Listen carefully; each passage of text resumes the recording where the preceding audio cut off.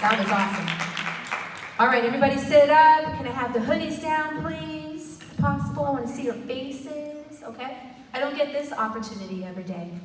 All right, so we're going to start off with a video.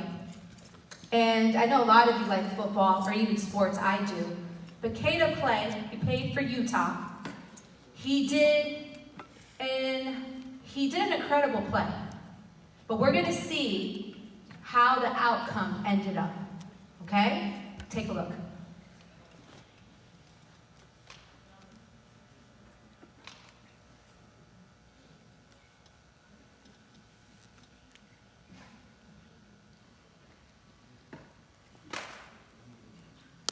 Okay, when it shows up, now the Wi-Fi is acting up.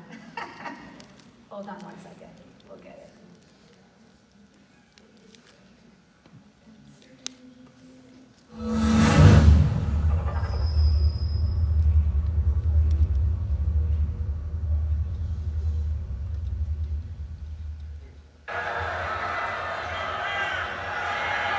He's going to throw it long. And he's got a man there. On the run. Caleb Clay. Gone. Touchdown.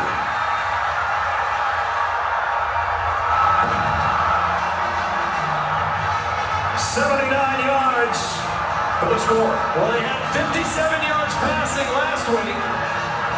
What's going on the field here? Wait a minute. You know what? Caleb Clay dropped the football before he crossed the goal line. Plays under further review. This will be interesting. The side judge was watching it the entire way. Watch Caleb Clay before he crosses the goal line. He drops the ball clearly. What was he thinking? Oh my goodness. What would have been a 79-yard touchdown is going to be a 99-yard touchdown in the other direction by linebacker Joe Walker.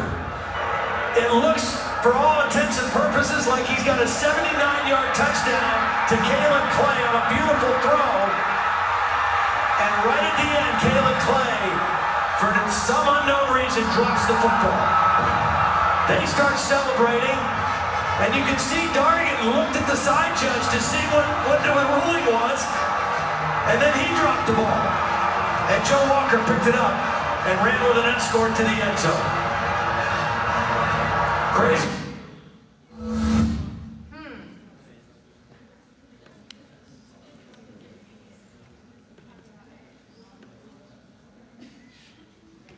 All right, Caleb. In the NFL, he catches the perfect pass, it's in his hand, and he runs 79 yards to the touchdown. Pretty incredible, isn't it? That would have been all over the place. Every news channel, in ESPN, 79 yards, except that wasn't the end story. What happened? What happened to the ball when he was at the end zone celebrating with his team? He what? He dropped it right before he got to the finish line. It was picked up and taken by the other team to their end zone, and they gained the touchdown. You see, I use this illustration for a reason. You are Caleb today. The ball is in your hands, and you are going towards the touchdown, which is May 25th, graduation. Be excited. You're a senior. Be excited. You made it this far. But do not celebrate 100% and drop the ball before May 25th. So the ball is in your hand. What is the ball? When you're a senior, what is this? Opportunities. Every opportunity that comes your way this year, you need to take. If it's the scholarship information I'm sending out on Teams, apply for them. If you need to apply to a college or trade school, or there are opportunities that are coming towards you, take every opportunity. Going to class on time and every day is an opportunity to get closer to your goal. GPA, that's in your hands. Attendance, your credits, and I'll go over what credits are in a moment. You should know by now, but just in case. your integrity. Don't lose who you are and what you know is right. Because senior year, that can happen. You tend to get loose and let go, and you forget about the hard work that you put to get to this point in the midst of COVID-19. Don't forget your values and who you are as a person. Don't let that fall away this year. Determination, because that's what you need, that's what you have. If you're here, you have it. Continue to use it. Don't drop the ball on determination. Pride. Be proud of who you are.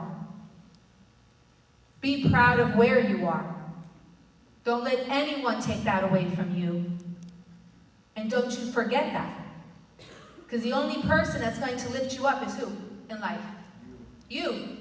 You have to remind yourself each day of your goals and the opportunities in front of you, what you're going to take. Because be proud of who you are and where you are.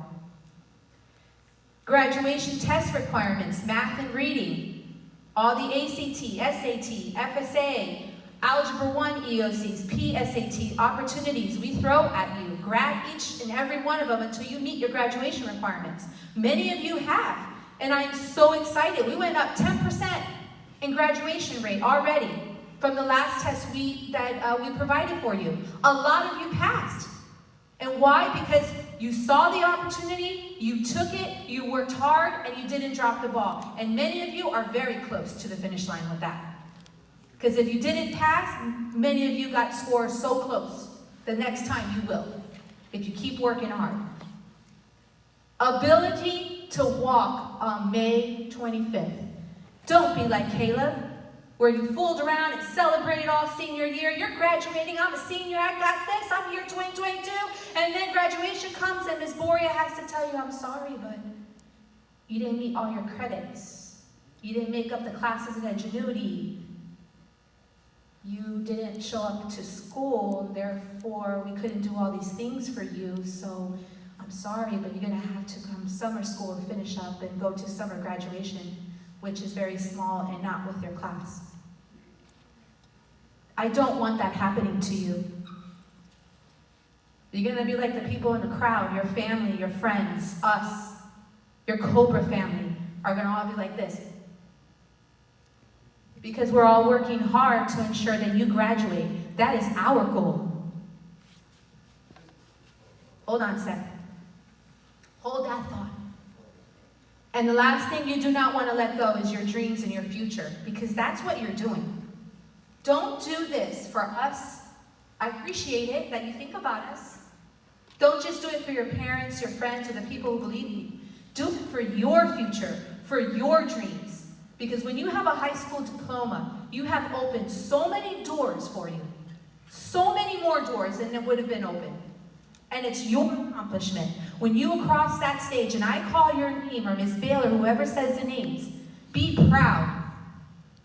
Because it was your determination, your hard work, whatever you needed to do, you did it and you made it that far, all the way through. And believe me, the celebration that's going to happen on May 25th is real.